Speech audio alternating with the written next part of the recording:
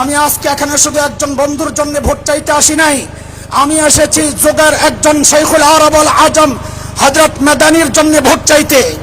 আমি আজকে একজন বন্ধু মামুনুল হকের জন্য ভোট চাইতে আসি নাই, আমি এসেছি যুগের শাইখুল হিন্দের জন্য ভোট চাইতে। আমি আজকে একজন আল্লামা মামুনুল হকের জন্য ভোট চাইতে আসি নাই, আমি এসেছি শাহ আব্দুল আজিজ মুহাদ্দিস দেহলভির মতো একজন যুগের মধ্যে মুজাহিদের জন্য ভোট চাইতে। একজন মজলুম জননেতা মামুনুল হককে যদি সংসদে পাঠানো যায়, এদেশের স্বাধীনতা সার্বভৌমত্ব রক্ষা হবে, এদেশের দুর্নীতিবাজরা পলায়ন করতে বাধ্য হবে। আমরা আর কোনো দুর্নীতিবাজ চাই না, দুর্নীতি চাই না, সন্ত্রাস চাই না। লুটেরাদের হাত থেকে যদি এদেশ রক্ষা করতে হয়, রিকশা মার্কায় ভোট দিতে হবে।